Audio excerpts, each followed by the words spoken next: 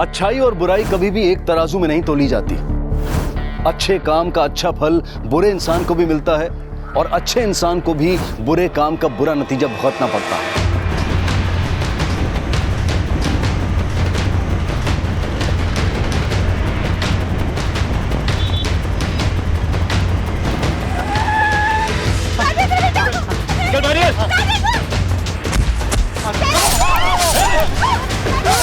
बस कर बेटा, तू भाग, तू भाग बेटा, तू भाग।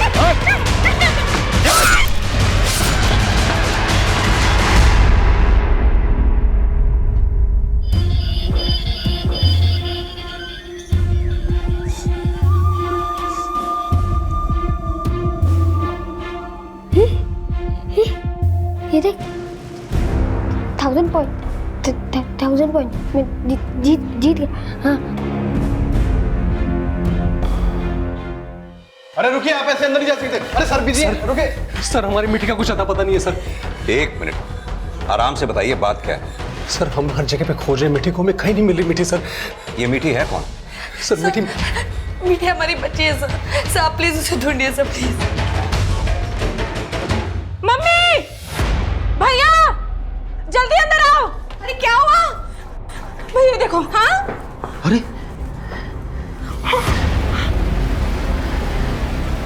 सर, हमने रोज की तरह उसे नहलाया, तैयार किया और फिर सुला दिया।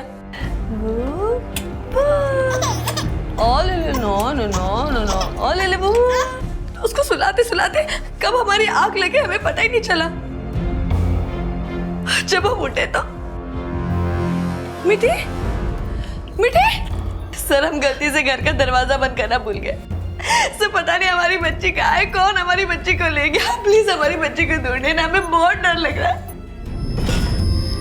पता नहीं भास्कर इसे कब उठा लाया, इसकी सांस भी नहीं चल रही है, लगता है मर गई है। दीपक तू ही बता क्या करें? राजेंद्र भैया, आप हमारी माने तो आप सीधा पुलिस के पास जाएं और पुलिस को सब सच बता दें। हाँ भैया, दीपक जी सही कह रहे हैं। अरे क्या सही कह रहे हैं? बड़ी आई पति के हाँ में हाँ मिलाने वाली। माँ, पर आपके पास इसके अलावा और चारा क्या है? देख, हम सब चारा निकालेंगे, बस तुम इस बारे में किसी से बात मत करना। और तुम अभी के अभी सामान पैक करो और दीपक के पास आसाम चली जाओ। अरे जाओ ना, निकलो। और तुम क्या बड़े होकर के हर वक्त छोटे से सलाह मांगते रहते हो? पर दीपक तो सही सलाह दे रहा है ना माँ। अच्छा, क्या सही कह रहा था? क्या कहेंगे हम पुलिस से कि भास्कर इसे यहाँ उठा लाया और खेल खेल में मार दिया? तो पुलिस पापा हम मिट्टी के साथ खेलें। हमें बेच के दे। हाँ ले जाओ। चलो हाथ अंदर तुमसे मिट्टी के साथ यहाँ मत आने देना। एक बच्चा नहीं संभलता तुमसे, लेकिन जाओ ऐसे ऐसे। मिट्टी के साथ हमें मिट्टी के साथ खेलना। भास्कर चलो नीचे ले जाओ ऐसे। अभी लाएंगे बेटा, जाओ बेटा अंदर जाओ। हमें मिट्टी के साथ खेलना है।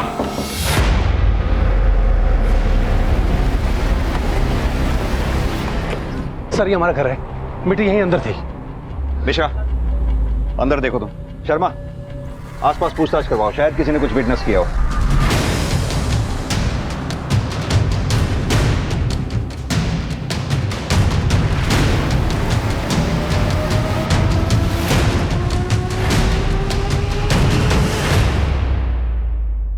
साहब अक्सर हमारी दुकान दोपहर में बंद रहती है, लेकिन दोपहर दुकान बंद करते समय हमने विक्रम के घर से किसी को आते जाते नहीं देखा। पक्का किसी को आते जाते नहीं देखा? नहीं साहब, नहीं देखा हमने। ठीक है, अगर कुछ भी याद आए या पता चले हमें जरूर बताना। ठीक है साहब। सरोज, तुम वहां जाके उन घरों में और तुम बिल्कुल समझ नहीं रहे हो कि हम क्या है? अम्मा हम सब समझ रहे हैं, आप ही। हमें मिट्टी के साथ खेलना है। गरिमा जी अभी हम थोड़ा बिजी हैं, आपसे थोड़ी देर में बात करें? सॉरी राजेंद्र जी, हमने आपको डिस्टर्ब किया। वो हमने ये पूछने के लिए फ़ोन किया था कि आपको सूट कैसा लगा। आप संभालो। ये पीछे आवाज़ें कैसी है? सब ठीक तो है ना? ले जाओ इसे। एक्चुअली गरिमा जी वो घर में थोड़ा सा हम पर यहाँ मुसीबतों का पहाड़ गिर पड़ा है और तुम अपनी मंगेतर के साथ बतिया रहे हो। आप ही के कहने पे हम इस उम्र में घोड़ी पे चढ़ रहे हैं और आप हो कि हमें। अच्छा, अगर पहले ही चढ़ जाते ना तो भास्कर को माँ मिल जाती और वो ये सब ना करता जो उसने अब किया है। माँ ये सब उसने बचपने में किया है और अगर हम पुलिस के पास नहीं जाएंगे बताने के लिए तो सब के सब फंसेंगे। और क्यों अपने पैरों पे कुल्हाड़ी मार रहा है? शैलेश जी, आप हमारे जवाई हैं, आप ही बताइए हम क्या करें। अब हम क्या बोले? मम्मी किन से पूछ रही हो आप? ये तो सीधा पुलिस के पास ही जाएंगे। इन्हें तो मौका मिल गया हम सबको बदनाम करने का। तुम हमेशा उल्टा ही क्यों सोचती हो? माँ, आपको जो ठीक लगता है ना वही कीजिए, हम आपके साथ हैं। ये तो हमारी बच्ची को लेके जा रहे हैं। ये हमारी बच्ची। कौन हो सकता है ये? सर समझ नहीं आ रहा कि कौन हो सकता है ये। सर अभी अभी हनुमान चौक के बीच चौकी से फ़ोन आया था। इस आदमी को अपनी बाइक पे हनुमान चौक के एक सीसीटीवी कैमरा में कैप्चर किया गया। इसके साथ कोई बच्चा नहीं था, लेकिन इसके कंधे पे एक बैग था। हो सकता है उसने मीठी को उस बैग में रखा। उस सीसीटीवी कैमरा के फुटेज को मंगा लिया। सर हनुमान चौक हनुमान नगर में है ना? सर वहाँ मेरे पहले पति का घर है।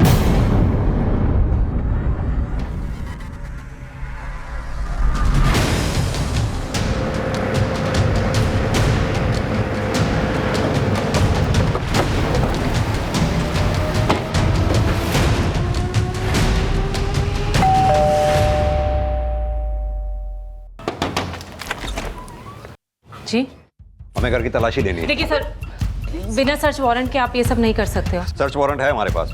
शर्मा, पूरे घर की अच्छी तरह से तलाशी लो। देखिए सर, बात तो सुनिए, बताइए तो सही बात क्या है? आपकी बहू रितु ने कंप्लेंट लिखवाई है। उसे शक है कि उसकी बेटी मीठी आपके घर पे है। सर मीठी यहाँ नहीं है, रितु ने हम पे झूठा आरोप लगाया है। अब झूठा आरोप है या सच्चा, ये तो हम पता लगा ही लेंगे। आप हमें अपना काम करने दीजिए।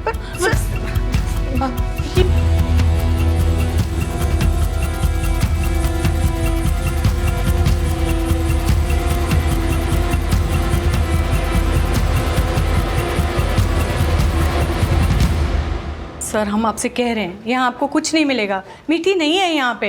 सर घर में मीठी है और कोई भी छोटा बच्चा नहीं है, लेकिन ये बच्चों का डायपर है, वो भी यूज्ड। सर डायपर मिला इसका मतलब ये तो नहीं है कि मीठी भी यहाँ है। लेकिन आपके घर में हमें कोई ऐसा छोटा बच्चा भी नहीं दिखाई दे रहा जो ये डायपर इस्तेमाल करता हो। हाँ सर, पर रितु यहाँ अक्सर आती है भास्कर से मिलने, और मीठी भी उसके साथ होती है। वही छोड़ गई होगी। रितु यहाँ आती है? जी। ये भास्कर कौन? सर भास्कर ये रितु और राजेंद्र का बेटा है, और इसी से मिलने रितु यहाँ आए दिन आती रहती है। अभी 2 दिन पहले भी वो यहीं थी, 2 घंटे तक उसके साथ कमरे में बैठी थी। तब मीठी भी थी उसके साथ, तभी छूट गया होगा।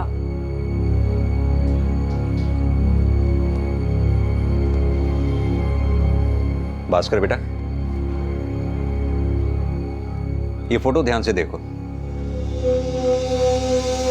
ये मीठी ही है ना? क्या आज ये यहाँ आई थी? आपने देखा इसको? देखो बेटा, अगर तुमसे कोई भी पूछे ना मीठी के बारे में, तो किसी को मत बताना कि तुम मीठी को यहाँ लाए थे। हाँ, क्योंकि अगर तुमने किसी को बताया ना कि मीठी यहाँ थी, तो तुम्हारी मम्मी की तरह तुम्हारे पापा भी दूर हो जाएंगे।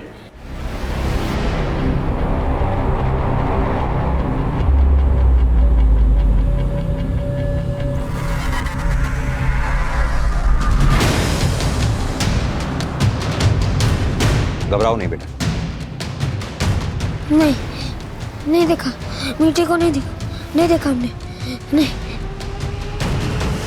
सर, कहा था ना हमने आपसे, आपको कुछ नहीं मिलेगा यहाँ पे। मीठी है ही नहीं यहाँ। रितु ने इस फैमिली पे शक जताया है, वो झूठ क्यों बोलेगी? लेकिन रितु ने यह भी बोला था कि जो आदमी बाइक पर दिख रहा है वो राजेंद्र नहीं था। लेकिन सर ये भी तो मुमकिन है कि उस आदमी का इस फैमिली के साथ कोई कनेक्शन हो। अब ये तो तभी पता चलेगा जब उस किडनैपर की पहचान होगी। सर इस घर के आसपास कहीं कोई सीसीटीवी नहीं है, ना ही यहाँ किसी ने कोई सस्पिशियस नोटिस किया है। सर जिस आदमी को हमने बाइक पे बैग के साथ देखा था, जिस पे हमें शक था कि वो मीठी को किडनैप करके गया है, उसकी फोटो को यहाँ किसी ने भी आइडेंटिफाई नहीं किया है। लेकिन उस किडनैपर को यहाँ हनुमान चौक पे तो देखा ही गया था। आसपास पूछताछ जारी रखो, हो सकता है कुछ पता चले। Okay sir.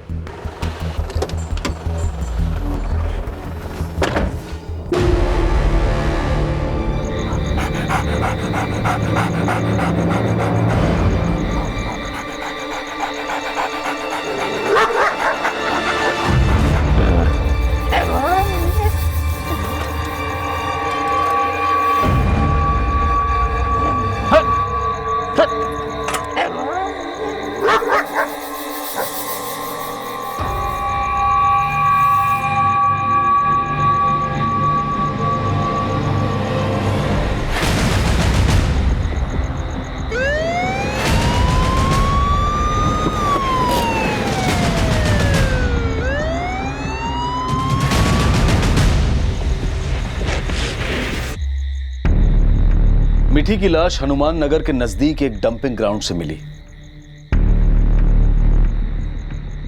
और पोस्टमार्टम रिपोर्ट के मुताबिक मिठी की हत्या दम घुटने से हुई। लेकिन यह हत्या किसने और किस इरादे से की थी, यह पुलिस के लिए भी एक रहस्य बन गया था और पुलिस की कई कोशिशों के बावजूद इस राज से पर्दा नहीं उठ पाया था। और वक्त के साथ साथ मिठी की हत्या से जुड़ा यह राज राजेंद्र और उसके परिवार ने अपने सीने की गहराइयों में दफन कर लिया था और जिंदगी की नई शुरुआत में लग गए थे। लेकिन जिस घड़ी को वो एक नई शुरुआत समझ रहे थे, क्या वो वाकई में एक नई शुरुआत थी या फिर किसी अनहोनी की उल्टी गिनती शुरू हो चुकी थी? हाँ लगा दो भाई यहाँ पे, फिर बाद में यहाँ पे लाइटिंग छोड़ना है। हाँ और पिताजी लाइट्स के बाद मिठाई वालों को मैं फोन कर दूंगा। ए सुषमा, आ गए लोग, आओ। अरे दीपक जी आ गए आप लोग। अंकल जी आप परेशान मत होइए, अभी तो बस हम और चंचल ही आए हैं। नमस्ते भैया। नमस्ते। खुश। वो चाचा जी एक्चुअली हम लोग सीधा आसाम से आ रहे हैं। माँ जी ने कहा था कि हम लोग एयरपोर्ट से डायरेक्टली यहीं पहुँच जाएं, तो हम लोग यहीं आ गए। तो राजेंद्र जी कब तक आएंगे? जी भैया से हमारी एयरपोर्ट पे बात हुई थी, तो निकलने ही वाले थे, आने वाले होंगे वो भी। हाँ हाँ दीपक, हम लोग निकल रहे हैं। हाँ बोल दे उन लोग को बस 1 घंटे पहुँचने वाले हैं। हाँ भैया ठीक है, लेकिन आपने अपनी सेल्फी नहीं भेजी हमें अब तक। हाँ हाँ भेजता हूँ, तू टेंशन मत ले। अरे ये फोटो। अरे राम कहाँ रह गया? राम, अरे भाई ए राम इधर आओ। अरे भाई जब देखो फोन पे ही बतियाते रहते हो, आ जाओ जरा ये फोटो खींचो फटाफट। घर से फोन आ गया था। कोई बात नहीं। चलो लीजिए। चलो आप लोग गाड़ी में बैठो, आइए आ जाओ फटाफट बैठिए। साहब जी 1 मिनट। हाँ जल्दी बात करके आओ। ठीक। अरे सब लोग कितने अच्छे लग रहे हैं, है ना? लेकिन निशा दीदी नहीं दिख रही इसमें।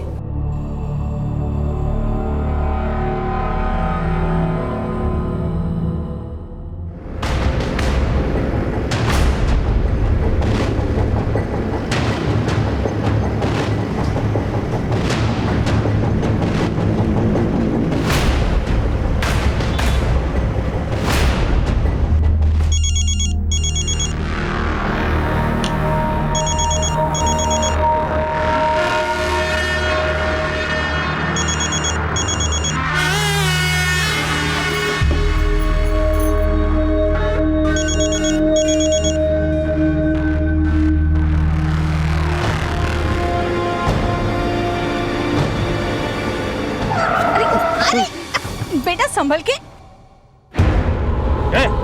निकल।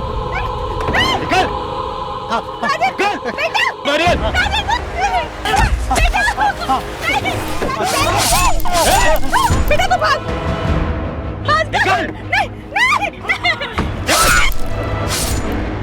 बच्चे को छोड़ी तो पुलिस आ जाएगी, फंस जाएगी। चल जल्दी। आप जिस नंबर को डायल कर रहे हैं वो इस समय स्विच ऑफ है। क्या हुआ दीपक जी, किसी से बात हुई क्या? नहीं मम्मी का फोन लग रहा है, नहीं भैया का, नहीं शैलेश जी का। एक काम कीजिए ना, निशा दी का नंबर लगा लीजिए। नहीं उनकी तबीयत खराब थी तो वो घर ही रुक गई हैं। दीपक जी क्या वो कुछ बात हुई उनसे? जी बात तो नहीं हो पाई है, हमें लगता है शायद वो रास्ता भटक गए होंगे। हम देख के आते हैं। हाँ? आते हैं।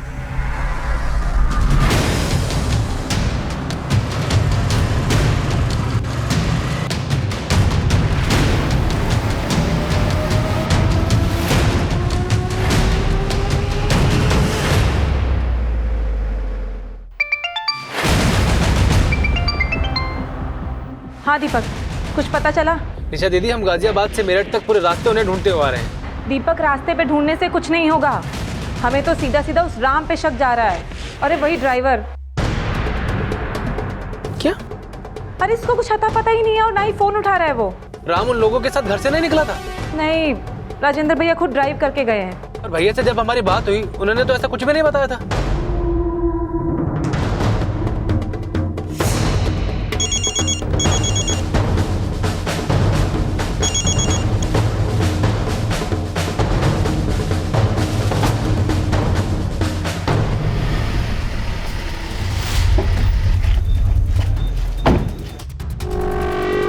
क्या नाम बताया आपने अपने भाई का? राजेंद्र शर्मा। आपका भाई राजेंद्र और आपकी माँ कमला हनुमान नगर में रहते हैं? जी सर। सर हमारे भाई के साथ उनके बेटे भास्कर, हमारी जीजा शैलेश जी और हमारी माँ थी। सर शाम 4 बजे वो लोग मेरठ से गाजियाबाद के लिए निकले थे। हम जानते हैं इन्हें। आपके भाई की पहली बीवी रितु ने मिठी के मर्डर का इल्जाम लगाया था इन पे। उसके घर वाले ये काम जरूर कर सकते सर, वो हमसे बहुत चिढ़ते थे। लेकिन तब आपसे मुलाकात नहीं हुई थी। हम मिलिट्री में है सर, फिलहाल आसाम में पोस्टिंग है। सर प्लीज हमारे भाई को ढूंढिए जल्दी। हम पता कर रहे हैं उन्हें। राजेंद्र की गाजियाबाद में कहाँ सगाई होने वाली थी? गाजियाबाद वैशाली में, करीमा भाभी के घर पे। और कौन सी गाड़ी से गए थे आपके भैया? सर व्हाइट कलर की SUV थी, UP XX621D नंबर है सर। सर वो जब घर से निकल रहे थे तो ड्राइवर को कुछ काम आ गया, तो हमारे भाई खुद ही ड्राइव करके आ रहे थे। अब ड्राइवर को फ़ोन कर रहा हूँ सर, उसका नंबर भी नहीं लग रहा है। ठीक है, ड्राइवर का नाम, फ़ोन नंबर, एड्रेस तीनों दो हमें। हाँ जी सर।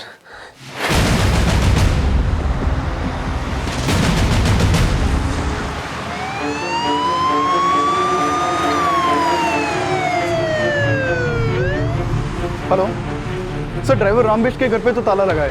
मैंने उसके पड़ोसियों से पूछताछ की, उन्होंने बताया कि रामबिष्ट का तो पता नहीं, लेकिन उसकी बीवी अपने बच्चे को लेकर जल्दबाजी में कहीं निकली है। हो सकता है राम का अपनी फैमिली के साथ गायब होने का प्लान हो। ये पता करो ये लोग कहाँ हो सकते हैं, और राम की बीवी का फ़ोन नंबर भी पता करो। Okay sir. और पुलिस मेरठ से गाजियाबाद के बीच हर सिग्नल, हर बीट चौकी पर उन तक पहुंचने के सिरे ढूंढ रही थी। और इसी दौरान राजेंद्र का ड्राइवर राम बिष्ट मेरठ के एक सरकारी अस्पताल से गिरफ्तार कर लिया गया। हमने कुछ नहीं किया साहब, हमने कुछ नहीं किया। हमने हमारी बेटी की कहाँ चला गया था? बोल। हमारी बेटी की तबीयत अचानक खराब हो गई थी साहब, इसलिए हॉस्पिटल चले गए थे साहब। ये लो, दीपक फिर से मजाक कर रहा है। साहब जी, हमारी बेटी की तबीयत बहुत बिगड़ गई है, हमारी बीवी उसको लेकर हॉस्पिटल गई है, हमको भी जाना पड़ेगा। कोई बात नहीं, तुम टेंशन मत लो, मैं खुद ही गाड़ी चला लूँगा। धन्यवाद साहब। एक काम करो, पैसे रख लो, और डॉक्टर क्या बोलता है बताना। जी बहुत बहुत धन्यवाद साहब जी। तो फिर तूने अपना फ़ोन क्यों बंद कर रखा था? साहब हमारा फ़ोन चार्ज नहीं था साहब, उसकी बैटरी खत्म हो गई थी। लेकिन हम आपको एक बात बताना चाहते हैं साहब। क्या बात? शाम को 2 लोग बाइक से बार बार घर का चक्कर लगा रहे थे। लीजिए लीजिए। चलो आप लोग गाड़ी में बैठो, आइए। किसके घर का? राजेंद्र साहब का। कौन थे वो बाइक वाले? साहब वो लोग हेलमेट लगाए हुए थे, हम उनका चेहरा नहीं देख पाए और गाड़ी का नंबर भी नहीं देख पाए साहब, लेकिन हमको लग रहा था कि वो लोग घर पर नजर रखे हुए थे। तो तूने ये बात अपने साहब राजेंद्र को क्यों नहीं बताई? साहब बेटी की बीमारी को सुन के घबरा गए थे साहब, इसलिए हमको जल्दी जल्दी बताने का ध्यान नहीं रहा था साहब। कुछ छुपा तो नहीं रहा ना हमसे? नहीं साहब, कुछ भी नहीं छुपा रहे हैं साहब। ये ड्राइवर राम के कॉल रिकॉर्ड्स निकालो, इसकी आज की सारी एक्टिविटीज पता करो। हो सकता है इसका हॉस्पिटल जाना अपनी एलिबाई खड़ी करने की कोशिश हो। जी सर। सर राजेंद्र की गाड़ी आश्रम मेरठ से मोदी नगर गाजियाबाद रोड की तरफ आते हुए 2 सिग्नल के CCTV में कैप्चर हुई है। ये उसकी फुटेज। ये देखिए सर, 2 बाइक सवार लगातार राजेंद्र की गाड़ी का पीछा कर रहे हैं। हाँ साहब, यही दोनों थे। उस दिन ये बार बार घर के चक्कर लगा रहे थे। दोनों बाइकर्स ने हेलमेट पहने हैं, लेकिन दोनों बाइक्स के नंबर विजिबल नहीं। पता करो ये बाइक्स किसके नाम पे रजिस्टर्ड हैं।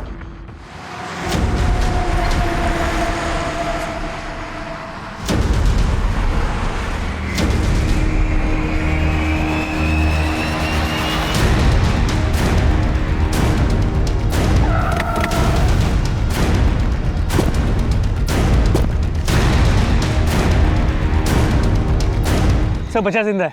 संतोष, बच्चे को फौरन हॉस्पिटल लेके जाओ।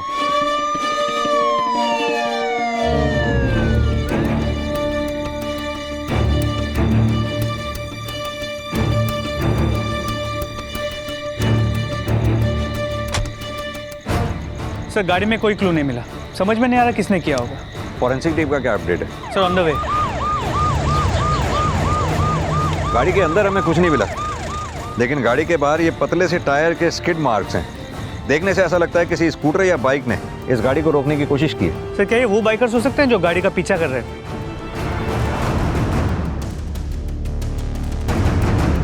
एक नई जिंदगी की शुरुआत के लिए गरिमा से सगाई करने जा रहा राजेंद्र मोदी नगर गाजियाबाद रोड पर अपनी मां कमला और जीजा शैलेश के साथ मृत पाया गया।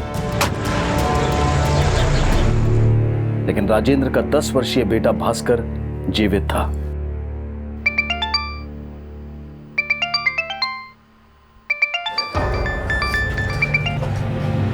हेलो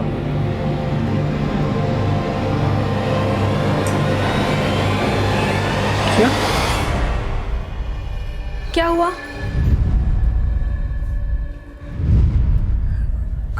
क्या हुआ?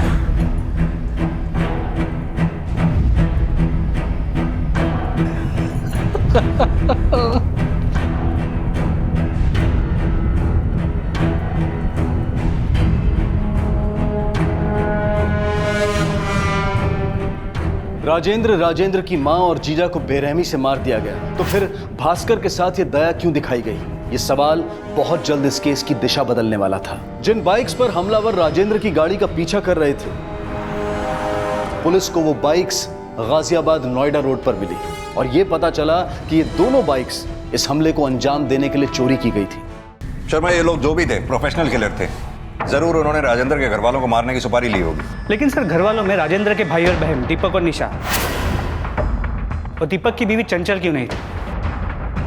मेरा मतलब है राजेंद्र अपनी सगाई के लिए जा रहा था, लेकिन निशा अपने घर पे बैठी हुई थी। दीपक और चंचल गाजियाबाद में गरिमा के घर पे थे। सर, दीपक और उसके परिवार वाले आए हैं, आपसे मिलना चाहते हैं। भेजो। सर, हम और चंचल आसाम से राजेंद्र भाई की सगाई के लिए आए थे। एयरपोर्ट पे उतरे तो माँ का फोन आया। माँ ने कहा हम सीधा गरिमा के घर चले जाएं। लेकिन आप तो मेरठ में ही थी, फिर आप अपने भाई की सगाई में क्यों नहीं जा रही थी?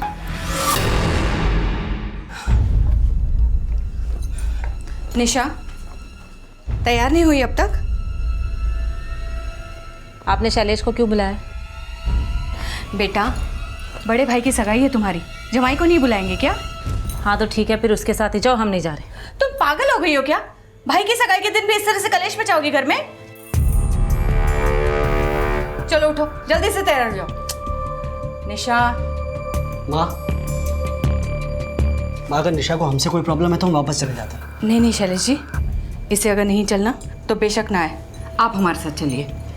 क्यों गोंद की तरह चिपक गई हो हमारे साथ? हाँ, समझ में नहीं आता कि हम तुम्हें पसंद नहीं करते? निशा, जान क्यों नहीं छोड़ देते हमारी? हमें तुमसे बात करनी है। निशा, हमें कोई बात नहीं करनी। निशा। सर, उस दिन अचानक हमारी तबीयत खराब हो गई थी, इसलिए मम्मी ने बोला कि हम घर पर ही रुक जाएं।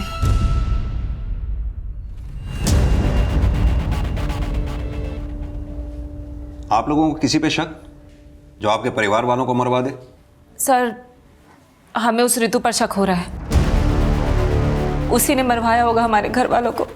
ऋतु आपके भाई राजेंद्र की पहली बीवी? जी हाँ सर। सर, ऋतु हमेशा से हमसे चिढ़ती आई है, उसे लगता है कि मीठी को भी हमने ही मरवाया है। कहाँ ले जा रही हो इसे? तुम लोगों ने मीठी को मारा और अब हमारा बच्चा हत्यारों के साथ नहीं रहेगा। क्या पता कल को तुम इसे भी मार दो। पागल हो गई हो तुम? हम मारेंगे भास्कर को? हाँ, तुम भूल गई हो, तुमने छोड़ के गई थी इसे और कोर्ट ने इसकी जिम्मेदारी हम पर सौंपी है। तुम इसे नहीं ले जा सकती। ठीक है, लेकिन चाहे जो भी हो जाए, हम हमारे बच्चे को यहाँ से लेकर ही जाएंगे और ये भी साबित कर देंगे कि मीठी को तुम लोगों ने ही मारा।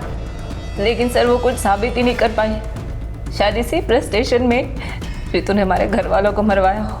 लेकिन ऐसा क्या हुआ था जो ऋतु और राजेंद्र में डाइवोर्स हो गया? सर, डाइवोर्स ऋतु भाभी ने मांगा था राजेंद्र भैया से।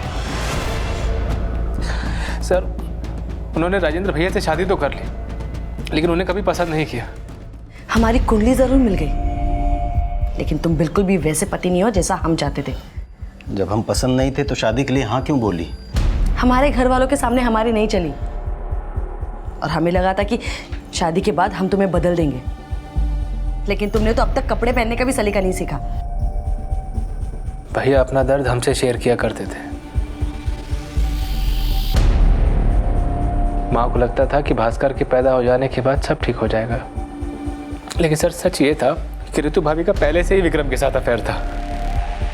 सर, ऋतु भाभी ने विक्रम के लिए भैया को ही नहीं बल्कि भास्कर को भी छोड़ दिया था। भैया बुरी तरह से टूट गए थे सर।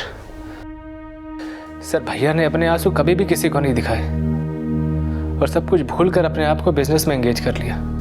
अभी थोड़े टाइम पहले ही माँ ने भैया के लिए गरिमा भाभी को पसंद किया।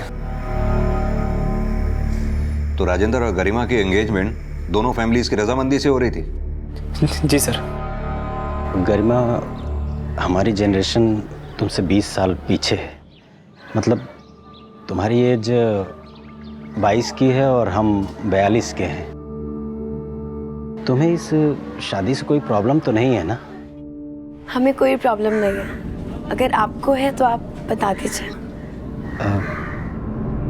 एक है। क्या?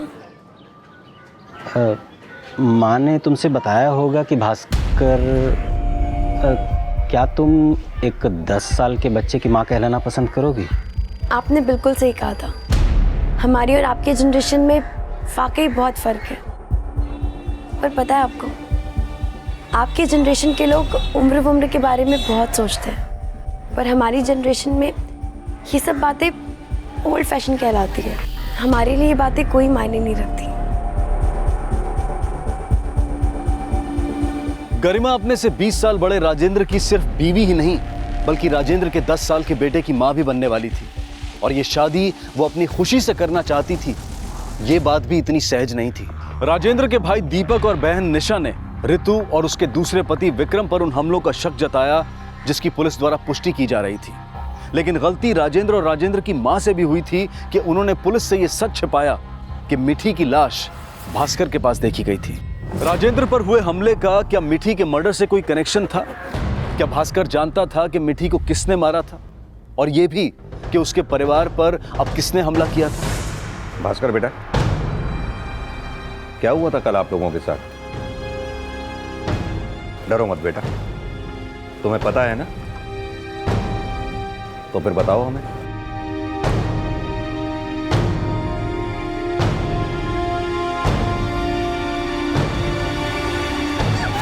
अरे बेटा संभल के।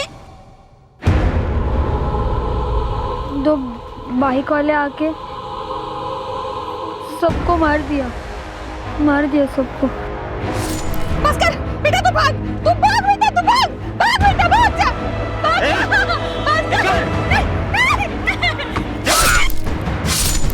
पर हम वहाँ से भाग गए। बच्चे को छोड़ी दो, पुलिस आ जाएगी, फंसेगा। चल जल्दी, चल। बहुत गंदे थे वो बहुत। बेटा, आपने देखा उन बाइक वालों को? हेलमेट पहना था उन्होंने, दोनों ने।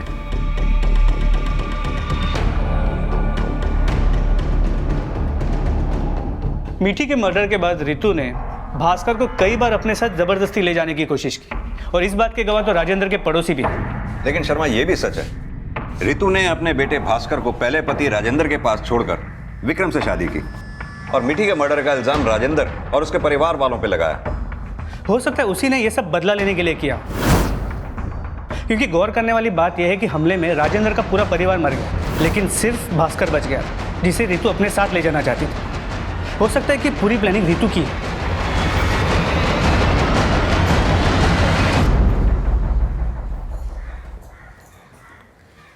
भास्कर, लो कुछ खा लो। ये लो थोड़ा खा लो। नहीं, पापा चाहिए। हाँ, पापा के पास लेके चलेंगे, पहले थोड़ा खा लो। नहीं, अच्छा थोड़ा सा तो खा लो, थोड़ा खा लो। दिमाग खराब हो गया तुम्हारा? कब से खिला रहे, खा क्यों नहीं रहे हो तुम? हाँ, खा थोड़ा सा। दीदी क्या कर रही हैं आप? तुम वैसे ही इतना परेशान है, मुझे और परेशान कर रही हैं। हाँ तो क्या करे, परेशान कर रखा है इसने, खा ही नहीं रहा है। ऋतु को बोले इसे लेके जाए, वैसे भी उसी का बेटा है ना ये। पागल हो गई है, अब जानती है ना उसे इसकी कोई परवाह नहीं है। फिर तो हमें भी कोई परवाह नहीं है, तुम्हें जो करना है करो, बट हम नहीं संभालेंगे इसे। परेशान कर रखा है। बेटा, पापा को पता पड़ेगा आपने खाना नहीं खाया तो नाराज होंगे ना पापा। हमारे साथ थोड़ा सा खा लीजिए। हाँ, थोड़ा सा खाते हैं, फिर पापा के पास चलेंगे, ठीक है? हाँ?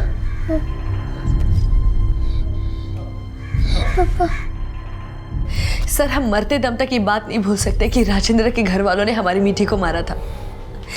लेकिन आप जैसा सोच रहे वैसा नहीं है सर, हमने वैसा कुछ नहीं किया। लेकिन राजेंद्र के घर वालों को मिठी को मरवा के मिला क्या? सर, सताने वालों का कोई मकसद नहीं होता। लेकिन सताने वालों से बदला लेने का मकसद तो हो ही सकता है। सर, आप हम पर शक कर रहे हैं? हमारी बच्ची के कातिल को ढूंढने के बजाय आप हम पर ही शक कर रहे हैं? सर, आप राजेंद्र की फैमिली को नहीं जानते, खासकर उसकी बहन निशा। वो कुछ कम नहीं है। हाँ सर, मिठी के जाने के बाद रितु कानूनी तरीके से एक बार फिर भास्कर की कस्टडी लेने की कोशिश कर रही थी। कैसा कानूनी तरीका? और इस केस से निशा का क्या लेना देना है?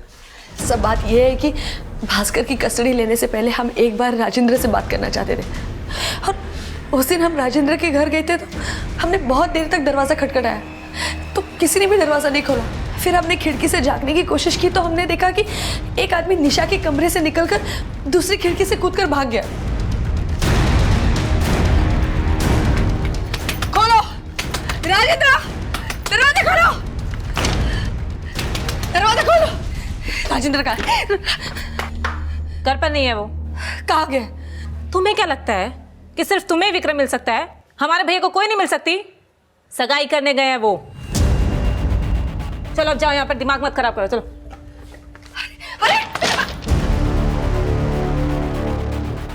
सर तभी हमें पहली बार पता चला कि राजेंद्र दूसरी शादी कर रहा था। लेकिन आपने जिस आदमी को खिड़की से कूदकर बाहर भागते हुए देखा, वो आदमी कौन था? सर हमने उसकी शक्ल तो नहीं देखी, लेकिन सर जरूर वो निशा का कोई आशिक होगा। आशिक? सर हमने उस घर में काफी वक्त बिताया और हम निशा को अच्छी तरह से जानते। उसके अपने पति से बिल्कुल भी नहीं जमती थी, इसलिए वो हमेशा मायके में आके पड़ी रहती थी, और माँ जी तो हमेशा उसका घर बसाने की कोशिश करती थी। सर हमें तो शक है कि निशा और उसके आशिक ने मिलकर ही शैलेश को मारने की कोशिश की हो और माँ जी और राजेंद्र बलि का बकरा बन गए हो। लेकिन भास्कर तो बच गया। सर हम वही तो शुक्र मना रहे हैं कि हमारा बच्चा बच गया, लेकिन हम हमारे भास्कर को वहां नहीं रहने देंगे। वो अब हमारे साथ रहेगा। सर बुआ बाथरूम जाना। देखो हमारा मूड मत खराब करो, अपने आप चले जाओ, जाओ। बाथरूम जाना। बोलो ना, अपने आप चल जाओ। चंचल, इसे बाथरूम लेके जाओ।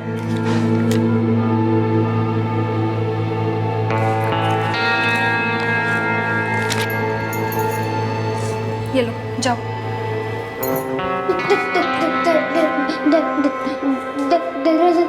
अच्छा ठीक है, नहीं कर रहे, जाओ।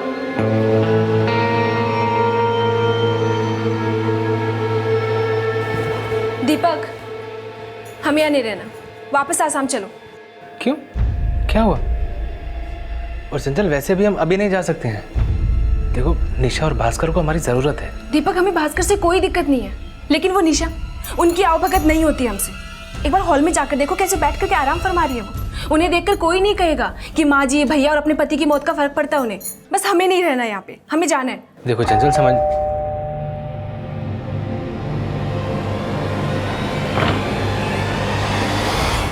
निशा जी, आपको हमारे साथ पुलिस स्टेशन चलना होगा। Police station? जी।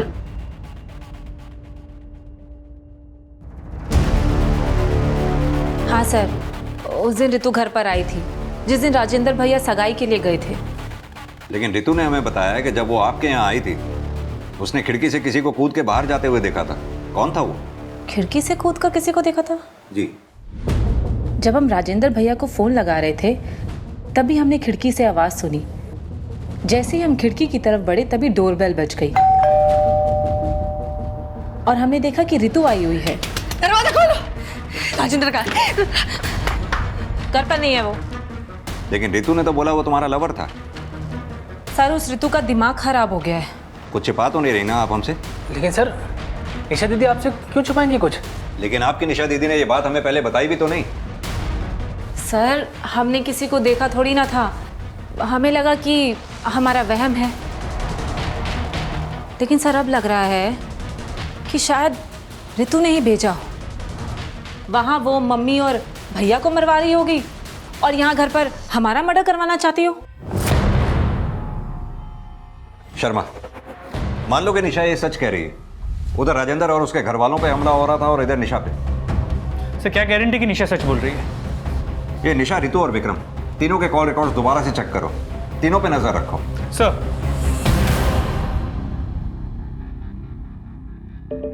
देखो, हमको तुमसे बहस नहीं करनी, हम बस यहाँ भास्कर को लेने आए। क्यों? उसे भी अपने साथ ले जाके मरवाना चाहती हैं आप? वो यहाँ पर रहेगा तो तुम लोग उसे मार दोगे। हम माँ है उसकी, और वो अब हमारे साथ रहेगा। आपके साथ नहीं रहेगा, वो हमारे साथ रहेगा।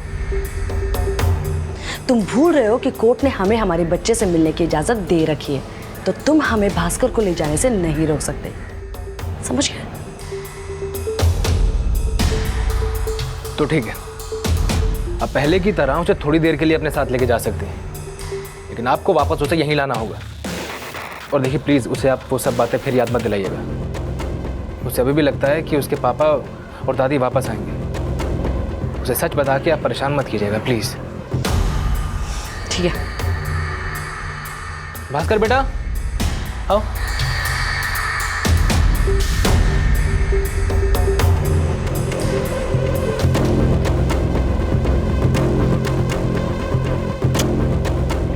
चले।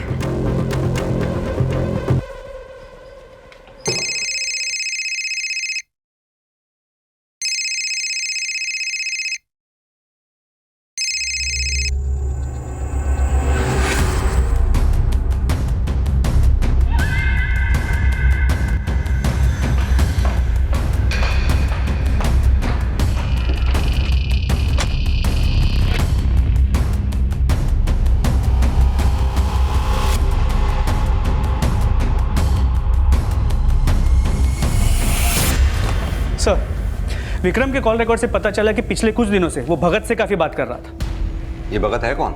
सर, एक हिस्ट्री शीटर है। इसे लोग शेरा के नाम से भी जानते हैं। 2 बार चोरी के लिए जेल भी जा चुका है। हो सकता है कि रितु और विक्रम ने इस कांड के लिए भगत को सुपारी दी हो। पता करो ये भगत इस वक्त होगा कहाँ, और ये रितु और विक्रम दोनों को लेके आओ। सर।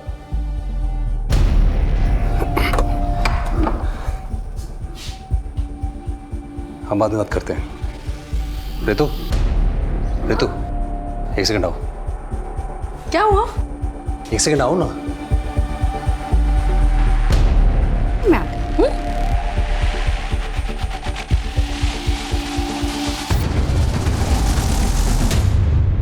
हाँ? तुम भास्कर को यहाँ पर क्यों लेकर आई हो? विक्रम, कैसी बातें कर रहे हो? वो हमारा बच्चा है। हमारा बच्चा नहीं है, तुम्हारा बच्चा है। मीठी हमारी बच्ची थी जिसे इसके बाप और उसके घर वालों ने। भास्कर,